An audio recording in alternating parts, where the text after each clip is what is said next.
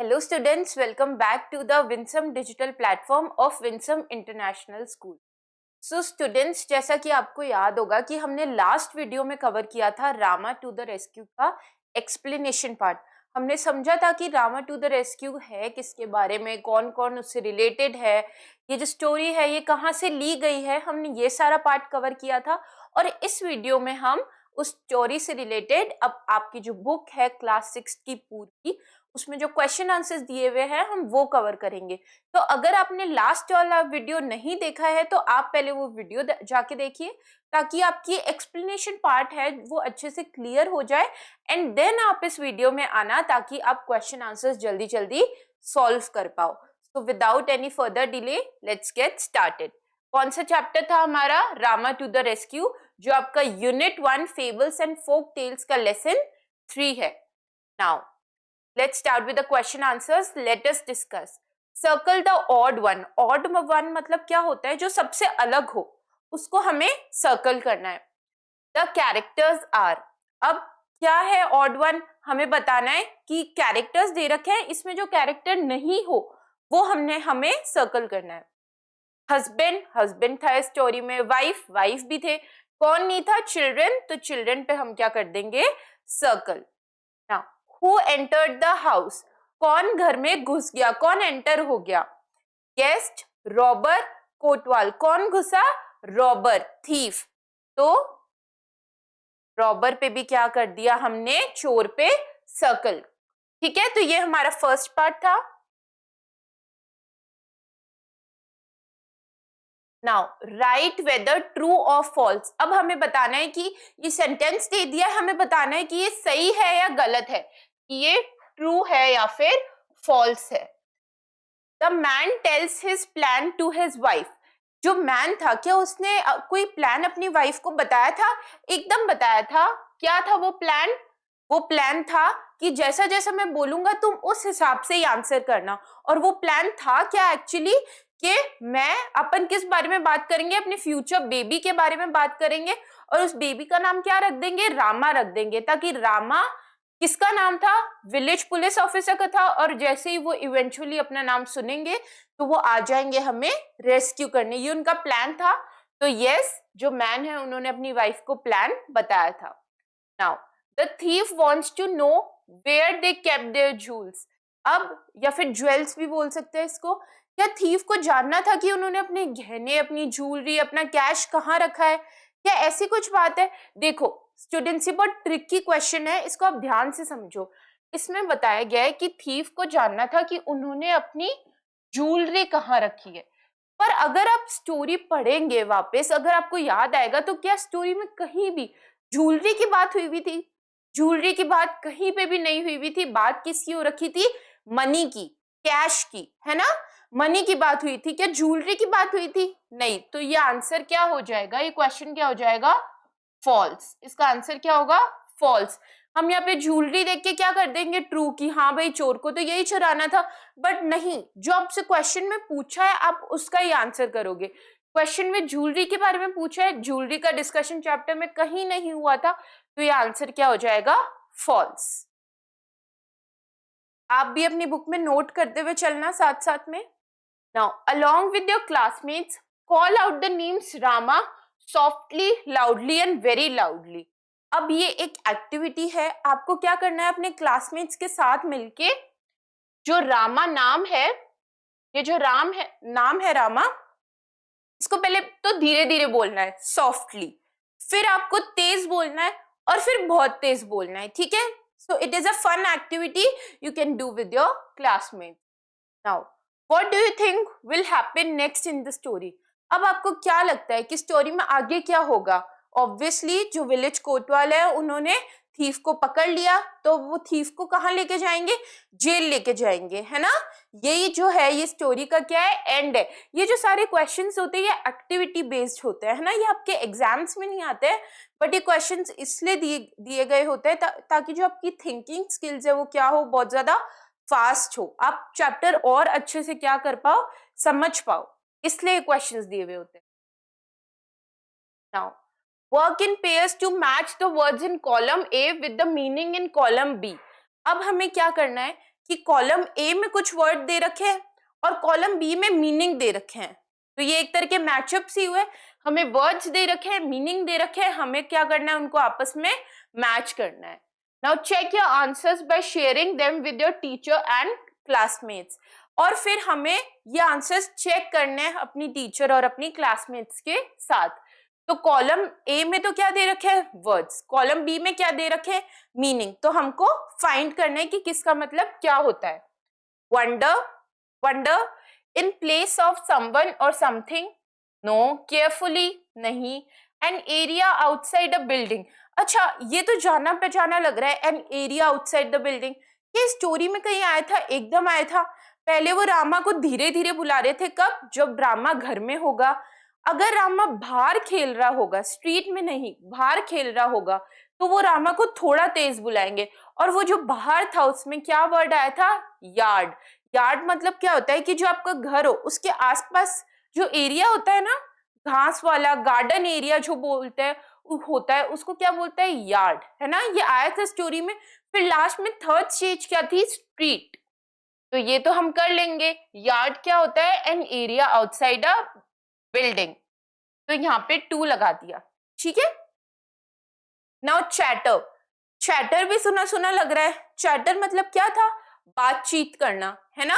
ये भी यूज हुआ था कि I hope they stop their chatter. किसने बोला था, ये थीफ ने बोला था कि ये बस ये अपने बच्चे की बात ना करे, या तो ये बात करना बंद ही कर दे या फिर ये सो जाए। उन्होंने ऐसा वर्ड यूज किया था।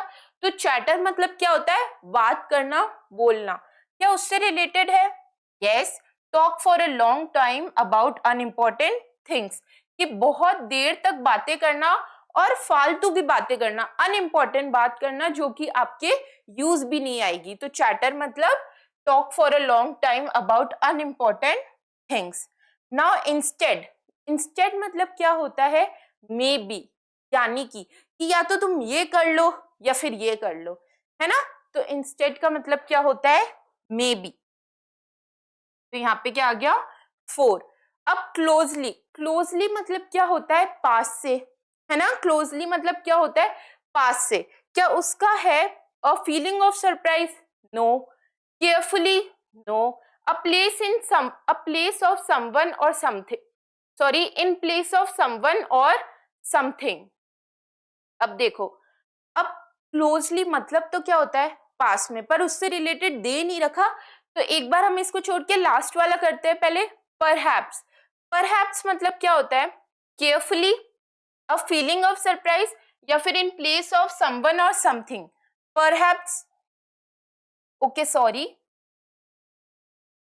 इंस्टेड का मतलब होता है बेटा इन place of someone or something. यहाँ पे 4 हो जाएगा, ठीक है। मैंने आपको बताया था कि इंस्टेड मतलब होता है कि या तो आप ये कर लो या ये कर लो, है ना। जब आपको ऑप्शन दे रखे हो कि अच्छा आपसे पढ़ाई नहीं हो रही तो आप रीडिंग कर लो, है ना, तो उसकी जगह क्या आएगा, इन place of someone or something, की उसकी जगह ये कर लो। तो इंस्टेड ए होगा, सॉरी आप करेक्शन कर लीजिएगा। परहैप्स मतलब होता है मे बी, ओके। तो यहाँ पे क्या आ जाएगा, 6। परहैप्स मतलब क्या होता है, मे बी। लास्ट, क्लोजली में carefully a feeling of surprise. Closely मतलब क्या होगा, केयरफुली। क्लोजली मतलब पास से होता है, बट वो नहीं दे रखा है, तो हम किसको सही मानेंगे, जो नेक्स्ट बेस्ट ऑप्शन है वो क्या हो जाएगा, केयरफुली। और वंडर मतलब क्या होता है, अ फीलिंग ऑफ सरप्राइज। तो यहाँ पे क्या हो जाएगा, 1। तो आप ये मैच कर लीजिए, अपनी बुक में लिख लीजिए। वंडर मतलब क्या होता है, a feeling of surprise. Yard मतलब क्या होता है, इन प्ले, सॉरी, यार्ड मतलब होता है an area outside a building. Chatter मतलब talk for a long time about unimportant things. Instead मतलब होता है in place of someone or something. Closely मतलब होता है केयरफुली। एंड परहैप्स मतलब होता है मे बी, कि इसकी जगह ये कर लो, ओके। परहैप्स मतलब होता है may be. Now fill in the blanks with the suitable words as you read the story। अब ये टेबल दे दी गई है आपकी बुक में, और इसमें बता दिया गया है कि इस कॉलम में आप मेन कैरेक्टर्स करो, इसमें आप सेटिंग करो, तो आपको उस अकॉर्डिंग फिल करना है, ठीक है। कि आप पढ़ते जाओ और जो जो आपको लग रहा है कि अच्छा ये मेन कैरेक्टर्स है तो उनका नाम लिख दिया, कि प्रॉब्लम क्या है तो वो चीज यहाँ पे लिख दी। ठीक है, तो अपन ये सॉल्व करते हैं और साथ साथ में स्टोरी रिवाइज भी हो जाएगी अपनी। मेन कैरेक्टर्स क्या है इसमें, कौन कौन मेन कैरेक्टर्स है, husband, wife and Rama. Okay, तो यहाँ पे हम लिख देंगे मेन कैरेक्टर्स कौन है, husband, wife and Rama. Setting, setting मतलब होता है कि ये स्टोरी बेसिकली कहां पे हो रही है, वो जगह कौन सी है। तो आप यहाँ पे क्या लिख दोगे, इन अ विलेज। और बहुत अच्छा होगा अगर आपको ये भी याद है कि वो विलेज कहां पे था, कहां पे था वो पढ़ा था हमने कल, तमिलनाडु में। कहां पे था, तमिलनाडु में। नाउ अदर कैरेक्टर्स, और एक तो 3 कैरेक्टर्स हो गए, हस्बैंड, वाइफ और रामा। और कौन कैरेक्टर है, और है थीफ। कौन है, थीफ, जिसको आप रॉबर भी बोल सकते हो, चोर। ओके, प्रॉब्लम, क्या प्रॉब्लम थी इन हस्बैंड वाइफ को, क्या प्रॉब्लम हुई कि a thief entered their house. सबसे बड़ी प्रॉब्लम थी ये कि उनके घर में कौन घुस गया था, उनके घर में थीफ घुस गया था। तो आप प्रॉब्लम लिखोगे, अ thief entered, a thief entered their house, कि उनके घर में एक थीफ घुस गया था। और इसका सॉल्यूशन क्या निकला, क्या निकला था इसका सॉल्यूशन, कि वो एक प्लान बनाएंगे जिससे कि कौन आ जाए, विलेज ऑफिसर आ जाए, विलेज पुलिस ऑफिसर आ जाए। ओके, ताकि वो उस थीफ को पकड़ के अपने साथ ले जाए। तो इसका सॉल्यूशन क्या था, a plan made to call Rama to their rescue। Answer क्या हो गया इसका, कि एक प्लान बनाना जिससे उनको रेस्क्यू करने। मैंने आपको बताया था रेस्क्यू पूरे चैप्टर में बार बार रिपीट हो रहा है कि रेस्क्यू मतलब क्या होता है, बचाना। तो एक ऐसा प्लान जिससे जो विलेज पुलिस ऑफिसर है, विलेज कोतवाल है रामा, वो उनको क्या कर ले, रेस्क्यू करने आ जाए। तो आप ये अपनी बुक में नोट कर लीजिएगा, अगर आपको स्क्रीनशॉट लेना है तो आप स्क्रीनशॉट भी ले लीजिए, but please note it down in your book. Main characters कौन है, हस्बैंड, वाइफ और रामा। सेटिंग क्या है, कहां पे हो रहा है, इन अ विलेज, और वो विलेज कहां पे है, तमिलनाडु में। अदर कैरेक्टर कौन है, थीफ। ठीक है, ये 3 तो मेन कैरेक्टर्स है, और 4th कैरेक्टर कौन है, थीफ। प्रॉब्लम क्या थी कि उनके घर में कौन घुस गया था, उनके घर में एक चोर घुस गया था, a thief entered their house. और उसका सॉल्यूशन क्या निकला, उसका सॉल्यूशन निकला कि एक ऐसा प्लान बनाना जो कि इतना इंटेलिजेंट, इतना अच्छा प्लान हो कि थीफ को पता भी ना लगे, और जो विलेज पुलिस ऑफिसर है रामा, वो आ भी जाए ताकि वो उस थीफ को पकड़ सके। तो इसका आंसर क्या हो जाएगा, a plan made to call Rama to their rescue. Okay, now let us think and read. ये एक सेगमेंट है आपकी बुक में, तो अब उससे रिलेटेड क्वेश्चंस करते हैं। Read the following lines and then answer the question that follow. अब ये हमने अपने प्रीवियस वीडियो में भी किया है, मैंने आपको समझाया था। इसमें क्या होता है बच्चों, कि आपको ये लाइन्स पढ़नी है, ठीक है, और फिर इन लाइन से रिलेटेड क्वेश्चन दिए हुए होते हैं, वो सॉल्व करना है। बट हमेशा हमेशा आपको ध्यान रखना है कि जो आंसर होगा वो इन्हीं लाइंस में से ही होगा या फिर इससे रिलेटेड होगा। तो अगर आपको चैप्टर नहीं आता है या चैप्टर नहीं आ रहा है, आपको कुछ भी याद ना आ रहा है एग्जाम में, तो भी आप एटलीस्ट 2 to 3 टाइम्स ये लाइंस बार बार पढ़ेंगे, क्योंकि आंसर आपके सामने लिखा हुआ है, आपको बस ढूंढना है। ठीक है, तो ऐसे जो क्वेश्चंस होते हैं कि read the following and then answer, इसको क्या बोलते हैं, कॉम्प्रीहेंशन टाइप बोलते हैं, जिसमें आपको पहले पढ़ना होगा फिर उसको पढ़ के आंसर करना होगा। तो ऐसे क्वेश्चंस आप कभी नहीं छोड़ोगे, क्योंकि हमेशा generally most of the students के इसमें कैसे मार्क्स आते हैं, फुल मार्क्स आते हैं। ओके, तो पहले लाइन पढ़ते हैं। Man, what's the matter, what are you looking at. Man बोलता है कि क्या क्या बात हो गई, क्या देख रही हो तुम। वाइफ बोलती है लिसन, मतलब चुप, सुनो। Man, somebody is trying to get in, man क्या बोलता है कि कोई घुसने की कोशिश कर रहा है, somebody is trying to get in। Wife, I, फिर pause, I think he has got in, the noise has stopped। अब वाइफ बोलती है कि मेरे को लग रहा है कि वो अंदर आ चुका है, क्योंकि आवाज क्या हो गई है, बंद हो गई है। ये जनरली फर्स्ट सीन में ही था, जब थीफ क्या कर रहा था, उनके घर एंटर कर रहा था और वो दोनों बात कर रहे थे। मैन अपनी बात बोल रहा था बट वाइफ सुन नहीं रही थी। तब मैन ने पूछा था कि क्या बात हो गई, कि तुम क्या देख रही हो। जब वाइफ ऐसे देख के वो अपने हस्बैंड को इग्नोर कर रही थी, तब की कॉन्वर्जेशन है ये। ओके, अब इससे related question, what makes the man से द फर्स्ट लाइन, कि मैन ने ये फर्स्ट जो लाइन है हमारी फर्स्ट लाइन है, कि मैन ने ये फर्स्ट लाइन क्यों बोली, ये क्वेश्चन है। अब फर्स्ट लाइन क्या है, what's the matter, what are you looking at. Man ने ये लाइन क्यों बोली, तो इसका आंसर क्या हो जाएगा, he notices that his wife's behavior has changed and she is focused on something alarming। अब मैन ने क्यों बोली, क्योंकि उनकी वाइफ का जो बिहेवियर था वो चेंज हो गया था, क्योंकि हस्बैंड बोल रहा है कुछ, वाइफ सुन नहीं रहे हैं, तो वो उन्होंने क्या नोटिस किया कि उनकी जो वाइफ का बिहेवियर था वो चेंज हो गया था और उनका ध्यान किसी चीज पे था। और यहाँ पे एक वर्ड यूज हुआ है अलार्मिंग। अलार्मिंग मतलब होता है कोई डर से रिलेटेड, है ना, कोई डेंजर पे रिलेटेड उनका क्या था, ध्यान था। पर हमेशा बेटा जब आप आंसर स्टार्ट करोगे तो हमेशा ऐसे आंसर स्टार्ट करना, द मैन सेड, ये पास्ट में हो जाएगा, said the first line because, फिर ये वाला आंसर स्टार्ट करना, he notices that his wife's behaviour. इससे क्या होता है, अच्छा इंप्रेशन पड़ता है ना। अब स्ट्रेट अवे आंसर कभी मत लिखिएगा, हमेशा आप ऐसे ही शुरू कीजिएगा, ठीक है, कि the man said the first line because he notices that his wife's behaviour has changed, एकदम बदल गया है, and she is focused on something alarming, और उनका ध्यान किसी दूसरी चीज पे है, किसी डेंजर से रिलेटेड है। Okay, please note it down, note कर लीजिए आप ये।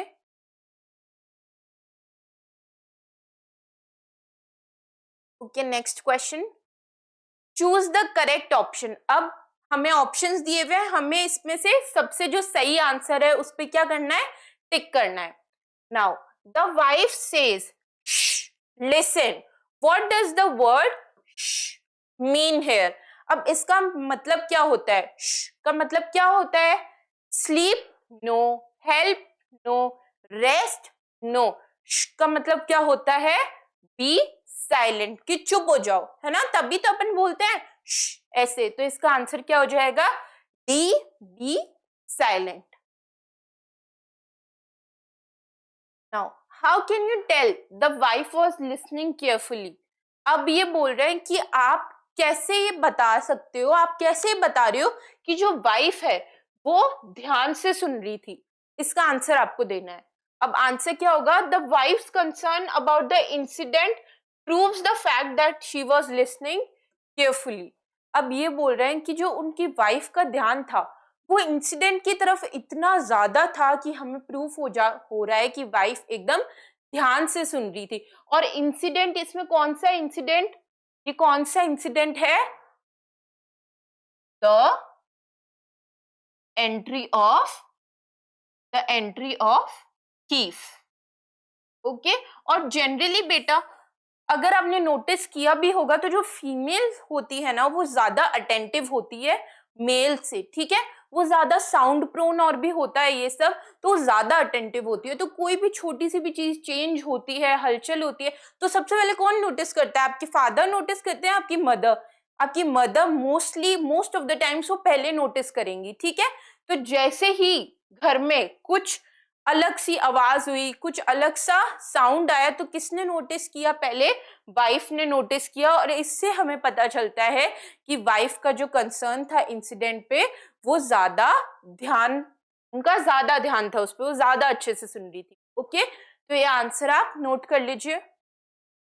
Next, Rama, the village kotwal, ran to the house from which he had heard his name being called.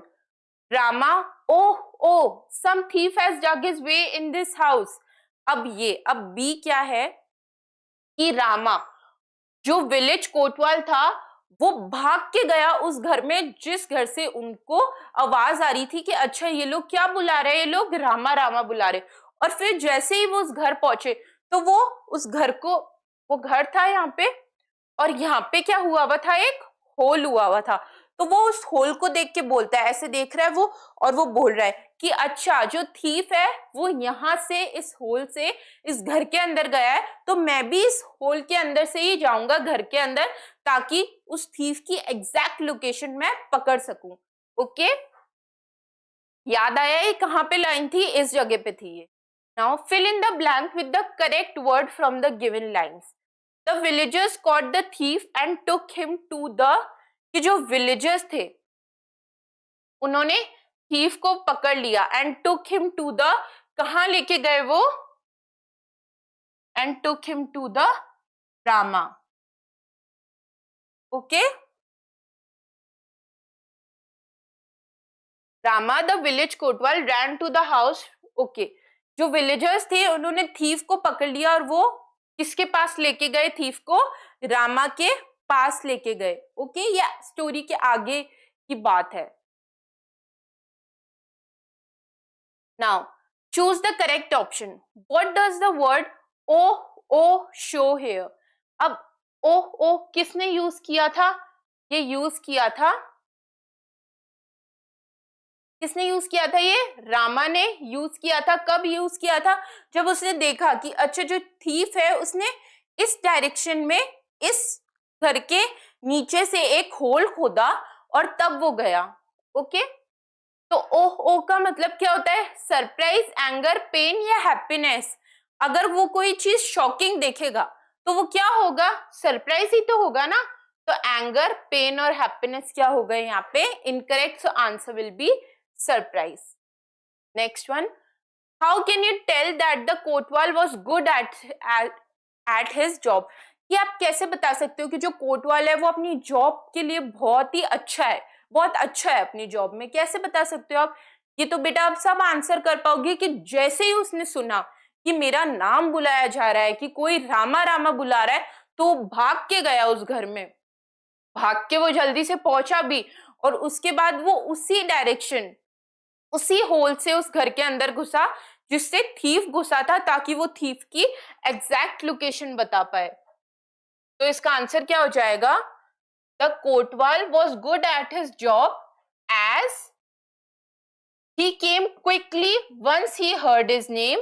This shows that the Kotwal was good at his job. कि जैसे ही उसने अपना नाम सुना वो भाग के गया और उस घर में पहुंच गया। क्योंकि ऑब्वियसली अगर कोई विलेज पुलिस ऑफिसर है और रात में कोई उसका नाम बुला रहा है तो वो हेल्प के लिए ही बुलाएगा, तो उसने इग्नोर नहीं किया, वो भाग के गया और उस जगह पे पहुंच गया।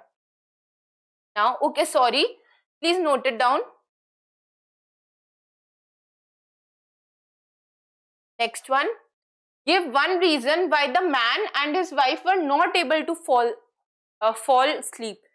कि एक रीजन बताओ कि जो मैन है और उनकी वाइफ है वो क्यों नहीं सो पा रहे थे। वो क्यों नहीं सो पा रहे थे, क्योंकि उनको पता लग गया था कि एक चोर उनके घर में घुस गया है। ओके, तो the one reason why the man and his wife were not able to fall asleep was because of the strange sound coming from their home.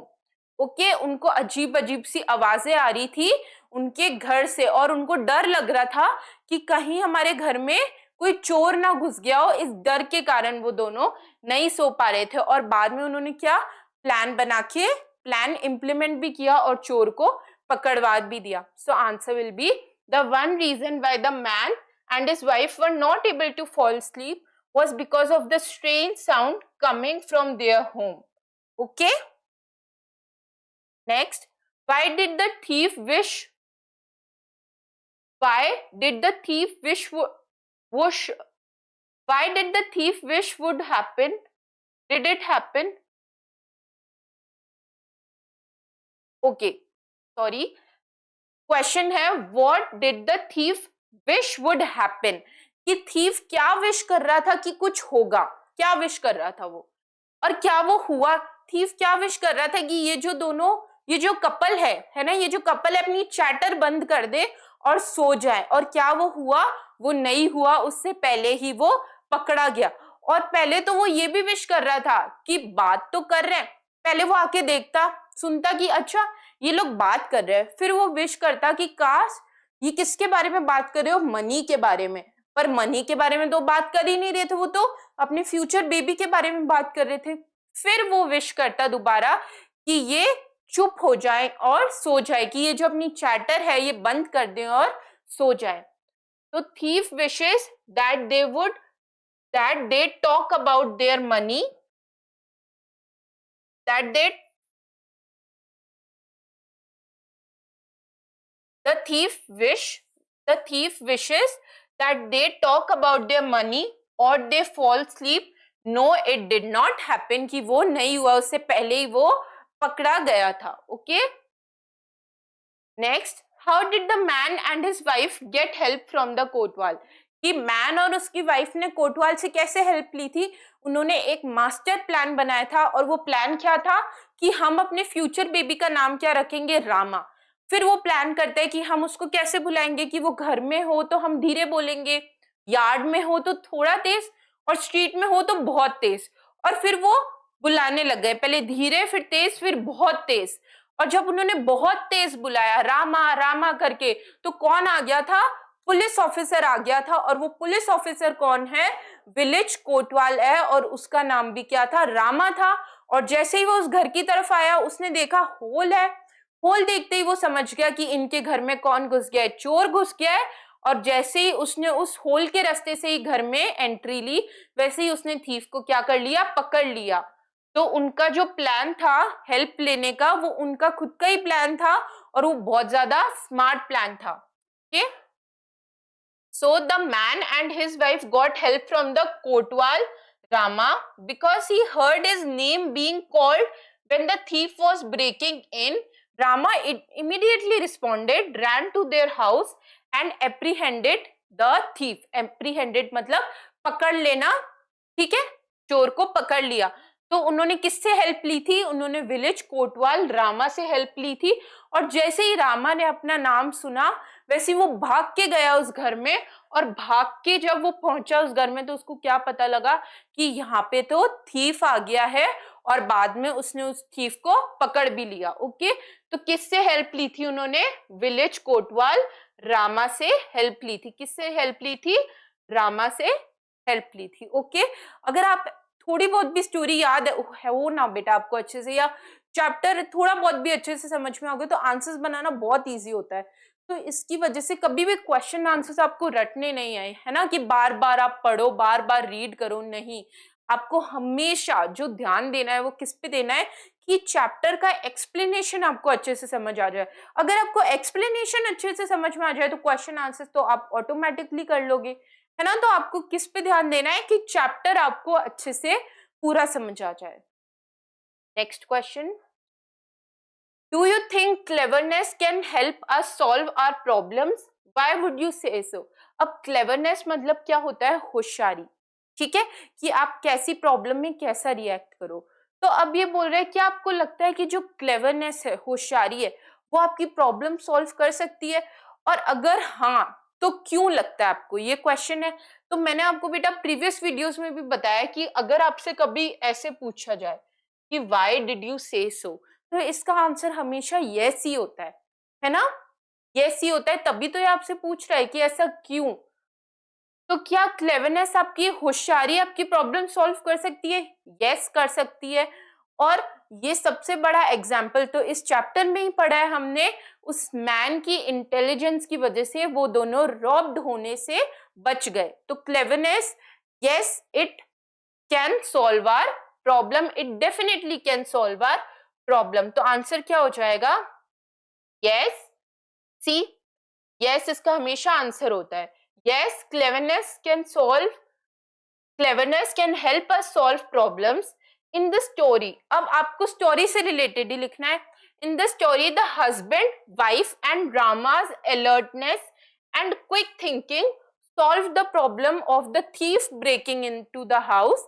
Cleverness involves being resourceful, observant, and making wise decisions. अब ये बता रहे हैं कि cleverness होती क्या है. तो cleverness मतलब क्या होता है? Being resourceful, कि आप किसी के हेल्प करें, आप एक रिसोर्सफुल व्यक्ति बने, है ना. ऑब्जर्वेंट, ऑब्जर्वेंट मतलब ध्यान रखना हर चीज का, ठीक है. एंड मेकिंग वाइज डिसीजंस, और हमेशा एकदम होशियारी वाले डिसीजंस लेना, which are often necessary to overcome challenges effectively. Cleverness in short क्या होती है? होशियारी होती है कि आप कैसी प्रॉब्लम्स में कितना वाइज रिएक्ट करो, ये क्या होता है? Cleverness. So can cleverness solve your problems? Yes, it can definitely solve our problems. ये आप नोट कर लीजिए. Next one, let us learn. अब ये भी सेगमेंट है आपकी बुक में, तो वो कवर करते हैं. Study the highlighted words in the following lines. Okay, तो इसमें हाईलाइट हुए हुए नहीं है वर्ड्स, तो आप हाईलाइट कर लीजिए. आपकी बुक में हुए हुए, मैं यहाँ पे हाईलाइट कर देती हूँ. The words are I am, it's and they are. Okay, तो पहले ये बोल रहे हैं study the highlighted words in the following lines, कि कुछ वर्ड्स हाईलाइट हुए हुए हैं, आप उनको पढ़ो. तो हमने पढ़ लिए. I am feeling so sleepy, it's a thief, they are awake. अब ये बोल रहे हैं the highlighted words given in the above sentences have one letter missing in each. अब ये बोल रहे हैं कि जो वर्ड्स हाईलाइट हुए हुए हैं, ये वर्ड्स हाईलाइट हुए हुए, ये हाईलाइट हुए हुए. अब ये बोल रहे हैं कि अगर आप नोटिस करो तो इन तीनों वर्ड्स में कुछ मिसिंग है, ठीक है. फिर ये बोल रहे हैं व्हाट आर दे, क्या है वो. Share them with your teacher and classmates. Now write the full words in the following, write the full words with the missing letter. और फिर इन्होंने हमें एक और हेल्प करने के लिए दे दिया है. The missing letters are marked by the apostrophe. Apostrophe क्या होता है बेटा? पहले तो आप समझो अपोस्ट्रोफी क्या होता है. अपोस्ट्रोफी आपने जनरली बहुत जगह नोटिस किया होगा, जैसे कि आप फॉर एग्जाम्पल, आपका नाम क्या है? रामा. ओके, आपका नाम रामा है. अब ये पेन है, इस पेन को लेके चलते हैं. ये जो पेन है ये रामा का है, तो मैं कैसे बताऊंगी कि ये पेन रामा का है? तो मैं यहाँ पे क्या लगा दूंगी? एक अपोस्ट्रोफी, यहाँ पे एस लगाया और मैंने लिख दिया रामास पेन. तो अपोस्ट्रोफी एस से क्या पता लगता है? अपोस्ट्रोफी एस से पोजेशन पता लगता है बेसिकली, कि अच्छा ये चीज इसकी है. तो ये क्या होता है? अपोस्ट्रोफी का मतलब. अब हमें मतलब समझ में आ गया. अब हम चलते हैं क्वेश्चन की तरफ. इन्होंने बोला है कि अगर आप देखोगे हाईलाइटेड वर्ड्स में कुछ मिसिंग है, और जो मिसिंग वर्ड्स है वो किससे रिप्लेस हुए हैं? वो अपोस्ट्रोफी से रिप्लेस हो गए हैं. हाँ, हमें मिसिंग तो लग रहे हैं, क्योंकि हमने तो कभी नहीं देखा कि ऐसे अपोस्ट्रोफी एम कुछ हो, अपोस्ट्रोफी एस कुछ हो, और वाई, और ये वाई अपोस्ट्रोफी और फिर ऐसे. ये तो मैम हमने कभी नहीं देखा. तो ये क्या है? यही तो ये आपको बोल रहा है कि आप ये पढ़ो और फुल लिखो, फुल वर्ड्स, ठीक है. तो फर्स्ट क्या है? आई एम फीलिंग सो स्लीपी. तो फर्स्ट क्या हो जाएगा? Full I am feeling so sleepy. अब एम को इन्होंने क्या कर दिया? अपोस्ट्रोफी एम कर दिया. डैश अ थीफ, क्या है? It's a thief. ये शॉर्ट में हो गया. इसका फुल क्या हो जाएगा? It is a thief. It is a thief. फिर है दे आर अवेक. तो अब इसका फुल क्या होगा? ओके, यहाँ पे जगह कम है, मैं यहां लिख रही हूं. दे का दे आ गया. ये चीज क्या है? ये चीज है ARE, they are awake. Okay, अब आई होप आपको समझ आ गया हो कि ये फुल थे. यहाँ पे इन्होंने एम के पहले अपोस्ट्रोफी लगा दिया था, फुल क्या था? एम.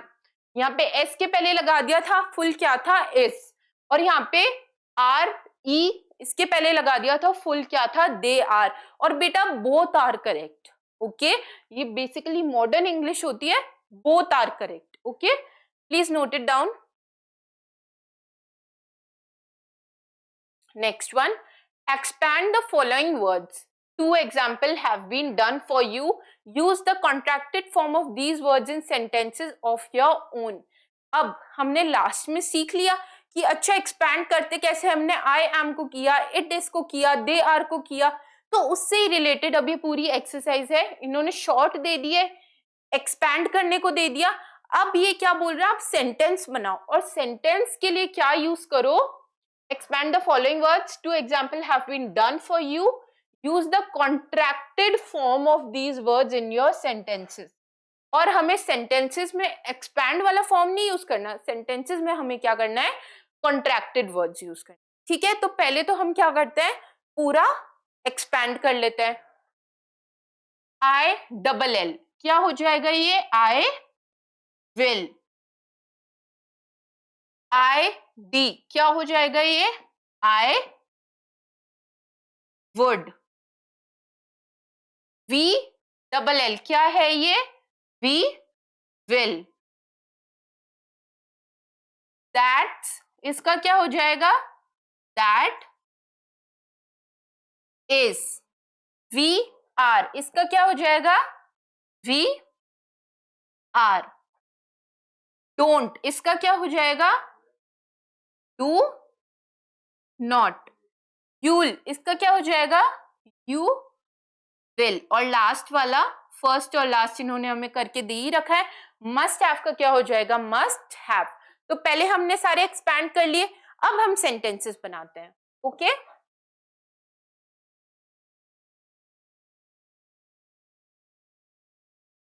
व्हाट इसका एक्सपैंडेड फॉर्म क्या है, व्हाट इज। तो इसका सेंटेंस बनाओ आप,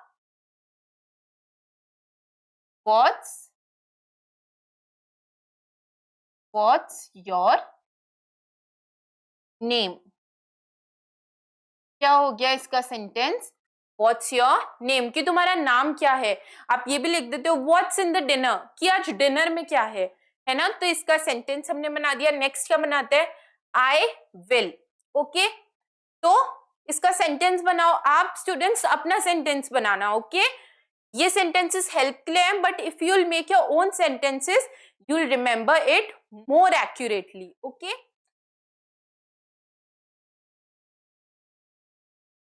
I'll study tomorrow. Okay. I'll study today. कल क्यों पढ़ना है बेटा, आज ही पढ़ो, है ना। क्या हो जाएगा इसका सेंटेंस, I'll study today। अब I would, तो इसका सेंटेंस I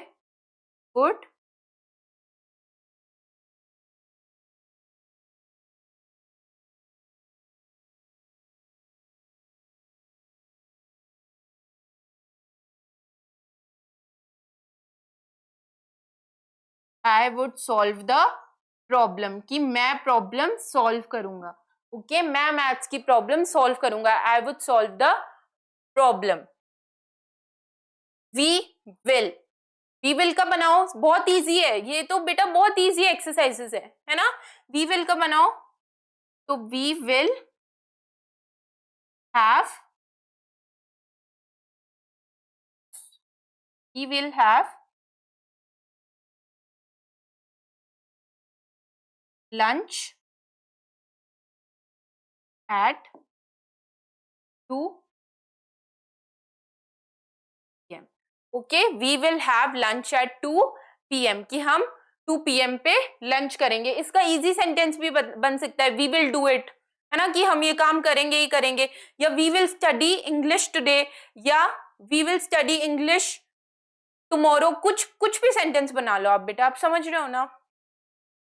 नेक्स्ट सेंटेंस है दैट इज, हमें दैट्स को लेके बनाना है, तो क्या आएगा, दैट्स, ये हमने उसका कॉन्ट्रैक्टेड फॉर्म लिख दिया, a word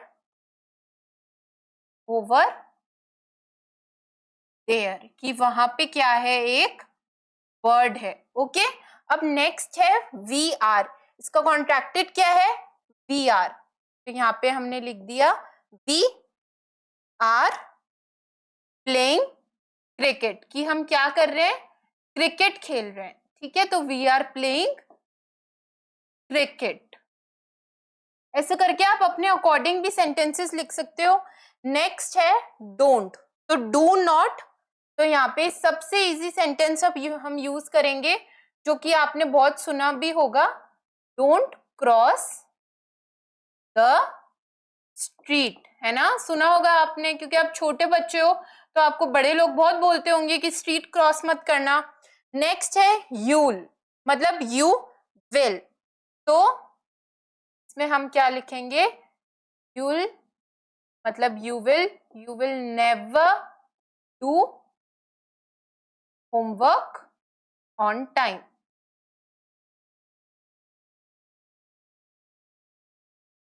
work on time. Last है हमारा मस्ट हैव, मतलब करना ही करना है। तो यहाँ पे क्या आएगा? वी मस्ट, फिर contracted form, we must have a safety tool at home, कि घर में एक सेफ्टी टूल हो गई। ठीक है, हर किसी के घर में एक सेफ्टी टूल होता है। आप एक काम करो, आप जो एच सेंटेंस है, ये थोड़ा कॉम्प्लिकेटेड हो गया है, आप इसमें ये भी लिख सकते हो, you'll never guess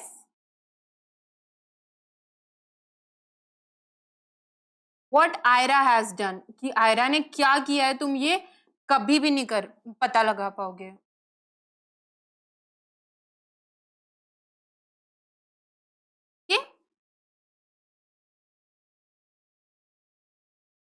तो ये हमारे सेंटेंसेस हो गए हैं। वापस से देखते हैं। व्हाट इज मतलब व्हाट्स योर नेम, कि आपका नाम क्या है। ओके, आई विल, तो आई स्टडी टुडे, कि मैं आज पढ़ाई करूंगी। फिर आई वुड, अब आई वुड का क्या है? I would solve the problem. We will, तो we'll have lunch at 2 PM। That's, तो that's a bird over there. Now we are, so we are playing cricket. Don't, so don't cross the street. You will never guess what Ira has done. Now must have, so we must have a safety tool at home. आप ये note कर लो अच्छे से। Okay, next exercise is study the highlighted words and the words in the brackets in the following sentences from the story. अब हमें क्या पढ़ना है कि जो वर्ड्स है उनको पढ़ना है, और ब्रैकेट में भी कुछ वर्ड्स दे रखे हैं, ये भी पढ़ना है। ओके, जो ब्रैकेट में वर्ड्स दे रखे हैं वो ही हाईलाइट किए हुए हैं। फिर हमें बोल रहा है now choose the correct option. अब हमें इससे रिलेटेड जो ऑप्शंस है वो चूज करने हैं। The sentences A and E refer to the action that.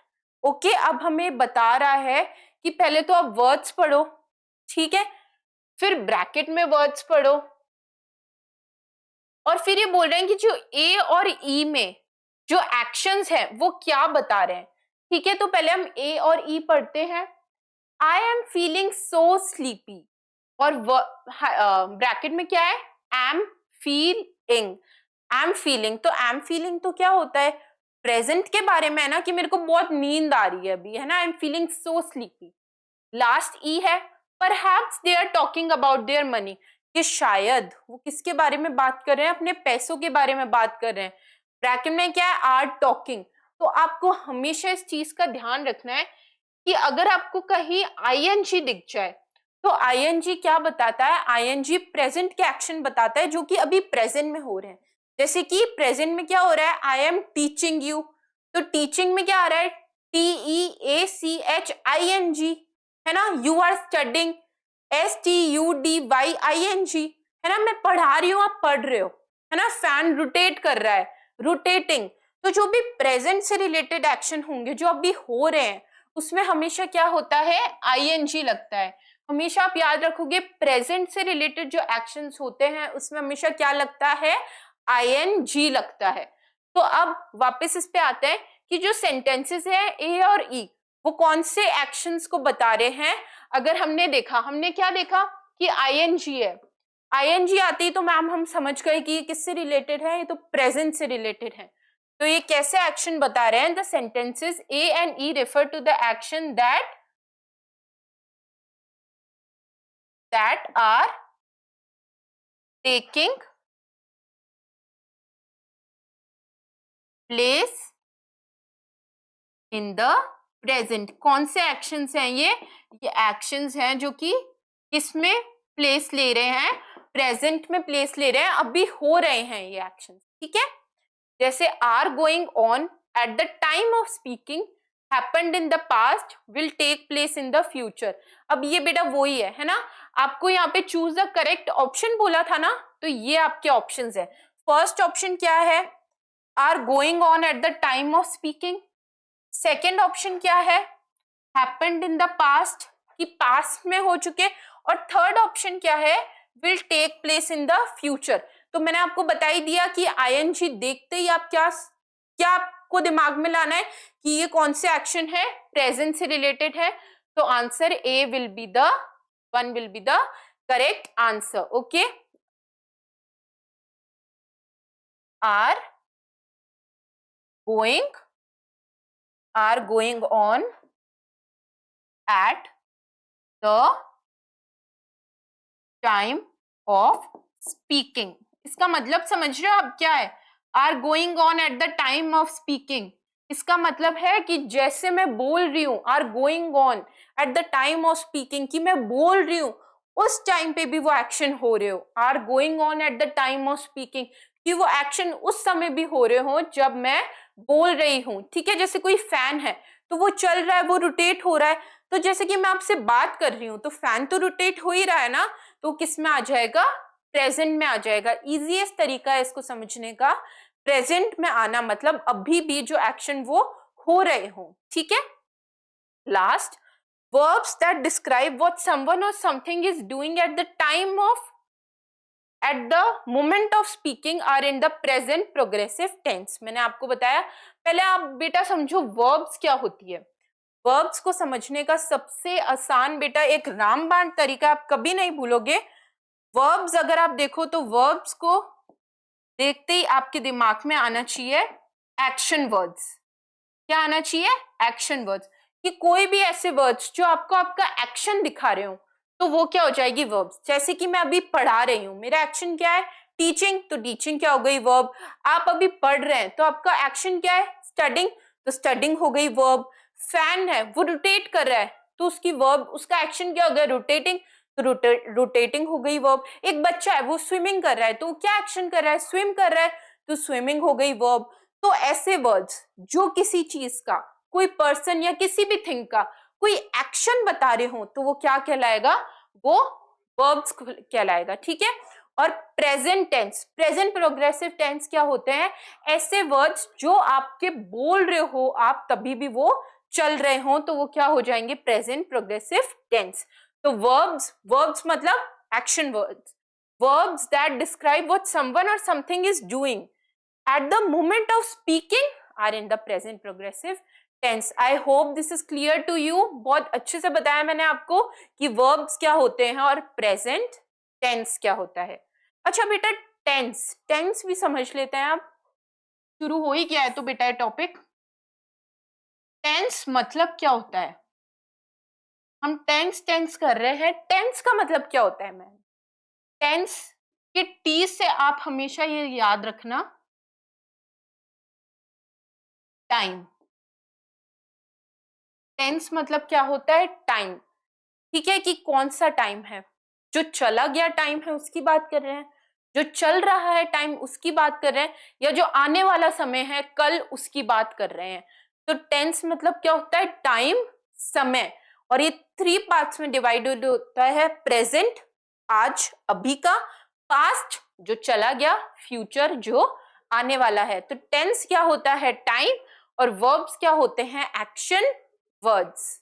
Okay, next one, fill in the following blanks to complete the following sentences. अब हमें कुछ sentences दे दिए, हमें blanks में आंसर्स भी दे दिए हैं और हमें फिल करने हैं. आपको पता ही है बेटा, आप देखते ही समझ जाओगे अब कि मैम ये तो बहुत इजी है, हमें बस इनको मिक्स करना है. I dash in grade 6, am plus study plus ing, क्या आ जाएगा ये? I am studying in grade 6. My friend dash a story book is reading, क्या आ जाएगा यहाँ पे? Is reading. We dash a board game, तो we are playing a board game. I dash a new language, तो I am learning a new language. The teachers dash in the staff room, so the teachers are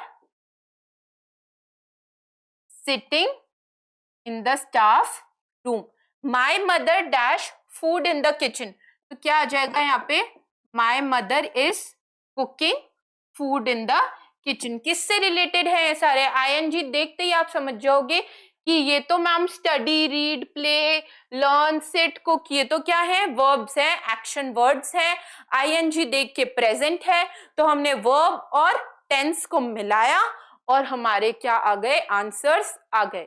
okay, तो ये आप फटाफट note कर लीजिए.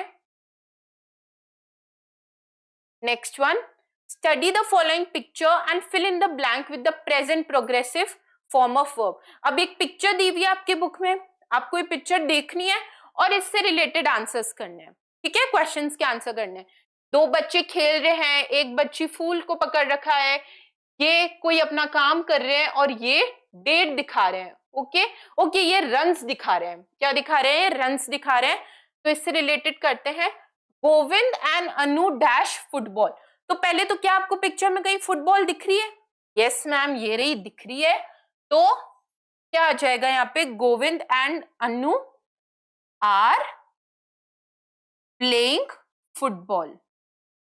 Okay, are क्यों आया यहाँ पे? क्योंकि दो जने की बात हो रही है. गोविंद एंड अनु, सिंगुलर होता तो एस आता, पर प्लूरल है, दो जनों की बात हो रही है, तो क्या आया है? आर आया है. Now Pema dash flowers.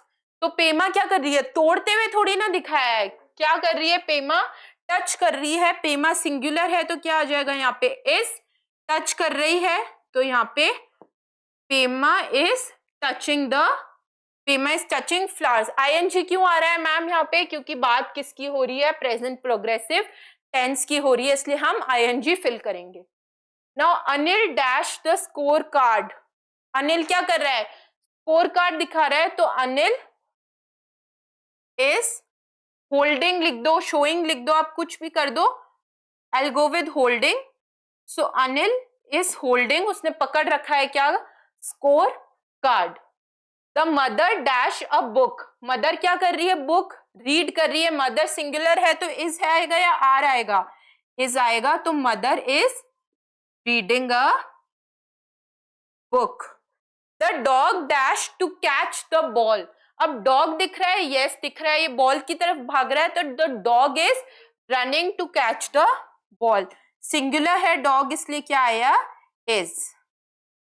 The dog is running to catch the ball. Last, the birds dash in the sky.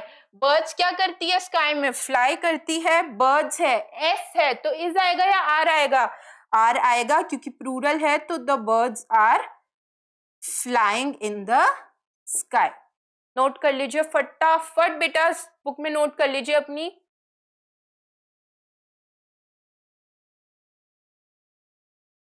Now study the following sentences from the story and complete the table. One example has been done for you. अब हमें ये sentences पढ़ने हैं और table complete करनी है. पहले तो ये सेंटेंसेस पढ़ने हैं, फिर ये टेबल कंप्लीट करनी है. और इन्होंने एक एग्जाम्पल हमारे लिए कर भी दिया ताकि हमें समझ आए कि ये है क्या. ओके, फर्स्ट है I would better listen closely. ये बेटर होगा अगर मैं ध्यान से सुनूं तो. ठीक है, अगर आपने थोड़ा पहले आप वीडियो को ऐसे करोगे पीछे तो आप देखोगे हमने इससे भी सेंटेंस बनाया है, तो क्या ये सेंटेंस उसमें काम आ सकता है? यस, आ सकता है। ओके, तो I would better listen closely, sentence क्या है? I would better listen closely, के मैं ध्यान से सुनूं। अब क्वेश्चन क्या है? हाउ डज ही लिसन, कि वो कैसे सुन रहा है, तो इसका वर्ड क्या हो जाएगा? क्लोजली। क्लोजली मतलब क्या होता है? ध्यान से। ठीक है, क्लोजली मतलब क्या होता है इस सेंटेंसेस में? ध्यान से सुनना। ओके, तो अच्छा, अब आपको समझ आ गया ये कैसे करना है? हमें आंसर्स दे दिए, हमें कुछ सेंटेंसेस दे दिए, उससे रिलेटेड क्वेश्चन है, फिर हमें बताना है उनके आंसर जो कि इनमें ही है। ठीक है, सेकंड वाला करते हैं। When he is in the house, I'll call out softly to him. When he is in the house, I'll call out softly to him. कि जब वो घर में होगा तब मैं धीरे धीरे उसको बुलाऊंगी। ओके, क्वेश्चन क्या है? How does she call out, कि वो कैसे बुलाएगी, तो इसमें एक वर्ड है सॉफ्टली, तो यहाँ पे क्या आ जाएगा? सॉफ्टली। सॉफ्टली मतलब धीरे धीरे। Now then I call out very loudly, कि मैं बहुत तेज बुलाऊंगी। Okay, sorry, how does she call out, तो यहाँ पे क्या आ जाएगा? लाउडली। ओके, अब इसमें है words that give more information about verb such as how, when, where etcetera are called adverb. अब ये बेटा बहुत ध्यान से समझना, मैंने आपको बताया था वर्ब। वर्ब क्या होते हैं? एक्शन वर्ड्स होते हैं, जो बता रहे हो आपको एक्शन। ठीक है, वर्ब की इंफॉर्मेशन कौन देता है? एडजेक्टिव। ओके, और एडजेक्टिव की इंफॉर्मेशन कौन देता है? एडवर्ब। ये तो बेटा हो गई कंसेप्ट की बात। अब मैम एडवर्ब होता क्या है? एडजेक्टिव तो हमें पता है, क्वेश्चन में एडवर्ब बता रहे हैं, तो एडवर्ब क्या होता है मैम? एडवर्ब होता है जो हमें वर्ब की इंफॉर्मेशन दे, पर इंफॉर्मेशन किससे रिलेटेड दे? हाउ, व्हेन, वेयर, कि कहां, कब, ऐसी कोई इंफॉर्मेशन दे। हाउ, व्हेन, वेयर, तो ऐसे वर्ब्स क्या कहलाएंगे? ऐसे वर्ड्स क्या कहलाएंगे? एडवर्ब्स। ठीक है, जो वर्ब्स की इंफॉर्मेशन दे किस बारे में? How, when, where. अब जैसे एक एग्जांपल लेके चलते हैं, रनिंग। क्या ये वर्ब है? यस, ये वर्ब है मैम, क्योंकि ये एक एक्शन है, और एक्शन क्या कर रहा है? वो भाग रहा है। अब क्या हमें रनिंग से ये पता चल रहा है कि वो कैसे भाग रहा है? धीरे भाग रहा है, तेज भाग रहा है? क्या हमें पता चल रहा है? नहीं। तो क्वेश्चन क्या हो गया? हाउ, कि कैसे भाग रहा है वो। तो अब मैं क्या लिख दूंगी यहाँ पे? फास्ट। तो फास्ट हमारा क्या हो जाएगा? फास्टली क्या हो जाएगा हमारा? ये एडवर्ब है ना, क्योंकि इसने हमें क्या इंफॉर्मेशन दी वर्ब के बारे में, कि एक्चुअल में वो चीज हो कैसी रही है। ओके, तो ये क्या हो जाएंगे? एडवर्ब। तो एडवर्ब वापस क्या होते हैं? जो हमें वर्ब्स के बारे में कौन सी इंफॉर्मेशन दे? How, when, where. ओके, अब fill in the blanks with the suitable adverbs from the box given below. There are two extra words that you do not need. अब हमें adverbs दे दिए और दो एक्स्ट्रा वर्ड्स भी दिए हमने, ताकि हम कंफ्यूज हो सके, पर हम कंफ्यूज बिल्कुल नहीं होंगे। हमें इनके आंसर्स यहाँ पे दिए हुए हैं, हमें सॉल्व करने हैं। Okay, he solved the mathematics problem, कि उसने सॉल्व की मैथमेटिक प्रॉब्लम कैसे? वार्मली नहीं, फनीली नो, ग्रेसफुली। ग्रेसफुली मतलब क्या होता है? बहुत एटिकेट्स के साथ, बहुत अच्छे से। No, quickly. ओके, क्विकली को लगता है स्मूथली, हरिडली, ब्यूटिफुली। क्या आ जाएगा यहाँ पे? कि उसने फटाफट क्या कर दी? क्विकली मैथ्स प्रॉब्लम सॉल्व कर दी। Now the car moved dash along the highway. अब क्या आ जाएगा यहाँ पे? The car moved dash along the highway, की कार कैसे मूव हुई? Warmly, funnily, gracefully, quickly, smoothly, hurriedly या ब्यूटिफुली। कार अगर हाईवे के साथ साथ जा रही है तो कैसे जाएगी? Smoothly.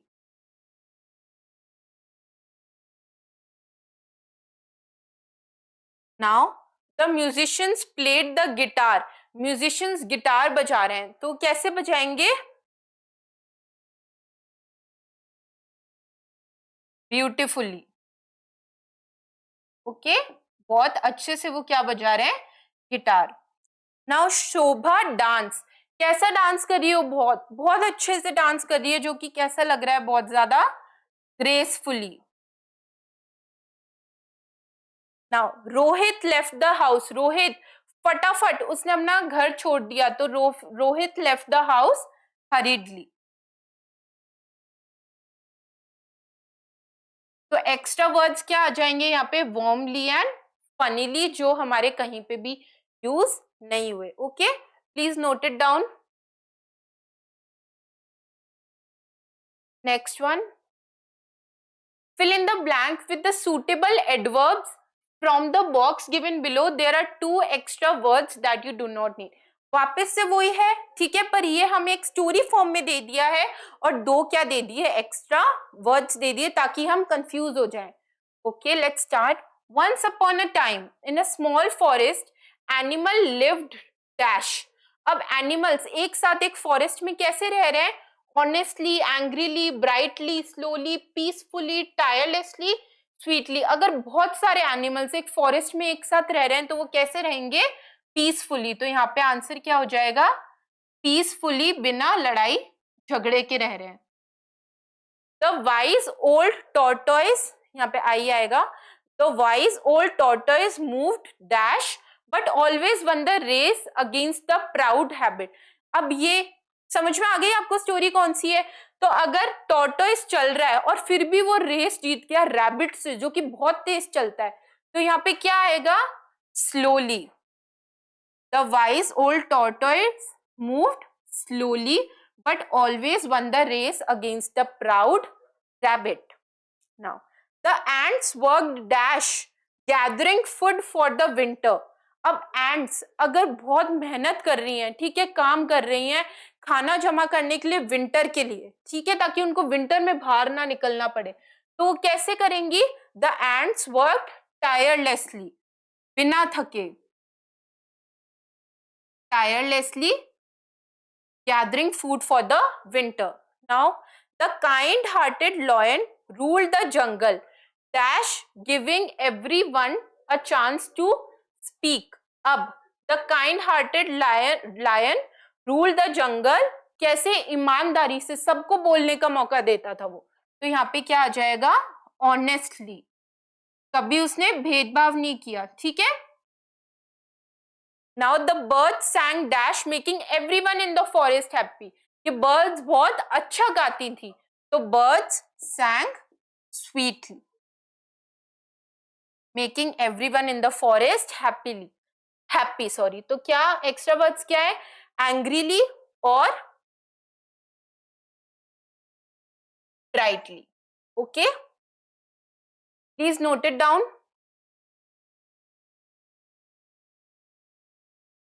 Okay, study the following sentences from the story and choose the correct option। अब वापस हमें सेंटेंस पढ़ने हैं, ठीक है, और इससे रिलेटेड ऑप्शन चूज करना है। फर्स्ट है, oh what a hard day it has been, कि कैसा दिन है ये, बहुत ज्यादा हार्ड है। सेकंड, किसने बोला था ये? याद करो, किसने बोला था? हस्बैंड ने बोला था अपनी वाइफ को। Second, at last they have stopped their chatter, कि चलो लास्ट में उन्होंने अपनी चैटर बंद की। किसने बोला था ये? थीफ ने। व्हाट शुड वी डू, कि हम क्या करें? अब आप बताओगे कमेंट्स में कि ये किसने बोला था। Okay, what should we name our child, ये लास्ट है। तो sentence first expresses a feeling of dash, tiredness या जॉय। फर्स्ट सेंटेंस है, oh what a hard day it has been, कि आज का दिन कितना हार्ड था। तो ये कैसी फीलिंग एक्सप्रेस कर रहा है? टायर्ड है, मतलब बहुत ज्यादा थका हुआ है ये, या जॉय, बहुत ज्यादा खुशी हो रही है इसको। वर्ड क्या आया? हार्ड आया है यहाँ पे, तो यहाँ पे आंसर क्या हो जाएगा? टायर्डनेस। फर्स्ट सेंटेंस हमें पढ़ के क्या पता लग रहा है कि ये एक्सप्रेस क्या कर रहा है? अपनी थकावट एक्सप्रेस कर रहा है। सेकेंड सेंटेंस है, at last they have stopped their chatter, कि चलो लास्ट में इन्होंने अपनी बातचीत बंद की। तो second sentence expresses a feeling of wonder या रिलीफ? सेंटेंस क्या है? At last. क्या है ये? वंडर है या रिलीफ है? रिलीफ है कि चलो फाइनली इन्होंने अपनी चैटर बंद की। नाउ सेंटेंस 3 है, sentence 3 and 4 ask what should we do, what should we name our child, कि हम क्या करें और हम अपने बेबी का नाम क्या रखें। तो इसमें क्या ये आंसर्स मांग रहे हैं, क्वेश्चंस मांग रहे हैं? अगर क्वेश्चंस दिए हुए हैं तो हमें इसके क्या चाहिए होंगे? आंसर्स। तो इसका आंसर क्या होगा? आंसर्स। ओके, क्वेश्चन मार्क है ना यहाँ पे, तो हमें क्या बताना होगा? आंसर्स बताना होगा। Note it down.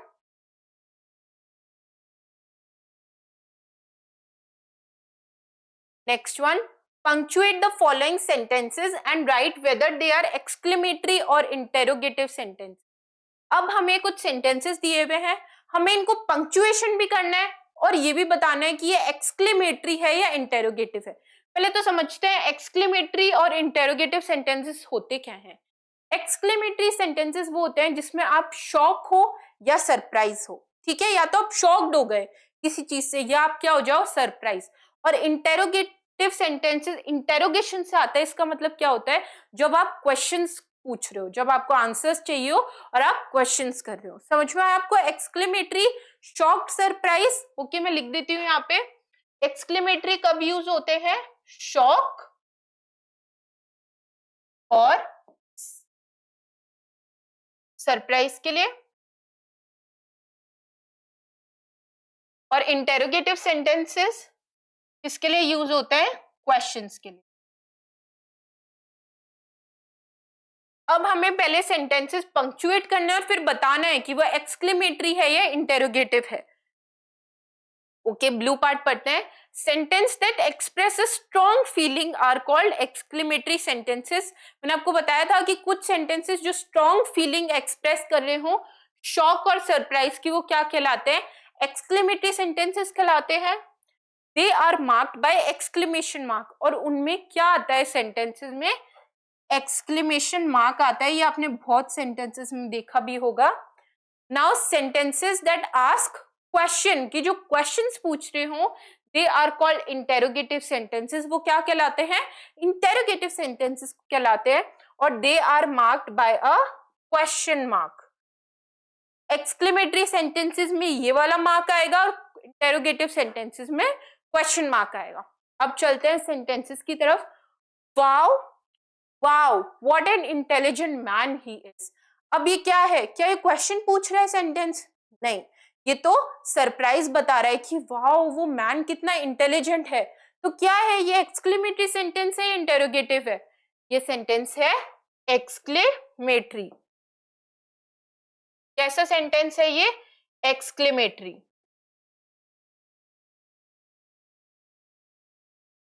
Okay, next, oh how big the hole is, कि वो होल कितना बड़ा है। तो ये भी यहाँ पे क्या बता रहा है? ये क्वेश्चन पूछ रहा है या सरप्राइज है? सरप्राइज है एक यहाँ पे, तो यहाँ पे भी क्या आ जाएगा? Exclamatory. Okay, next one, do you like to read comic books. अब ये क्वेश्चन है ना, इसका आंसर क्या होगा? कि या तो हाँ आपको पसंद है कॉमिक्स बुक पढ़ना, या नहीं। तो यस और नो में आ गया। तो ये एक क्वेश्चन पूछ रहा है आपसे, तो ये कैसा सेंटेंस हो गया? ये एक इंटेरोगेटिव सेंटेंस हो गया। Next one, what is your favourite story, कि तुम्हारी फेवरेट स्टोरी कौन सी है।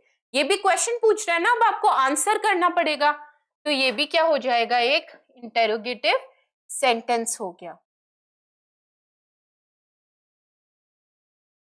नोट कर लो आप।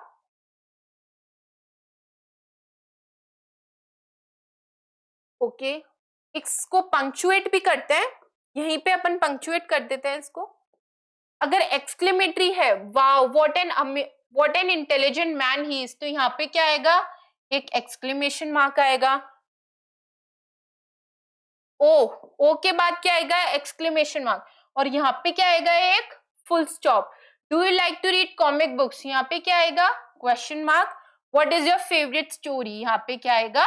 Question mark. तो हमने इनको पंक्चुएट भी कर दिया और इनको क्या कर दिया, हमने बता भी दिया कि ये कौन से सेंटेंसेस हैं। So students, this was all for today. I hope आपको लेसन 3 अच्छे से समझ में आ गया होगा। हमने इसमें सारी एक्सरसाइजेस कवर की है। Please keep revising, keep learning, ताकि आप क्लास 6 में एकदम बहुत अच्छे से स्कोर करो। We'll meet with unit 2 very soon. Till then, keep learning, keep revising. Thank you.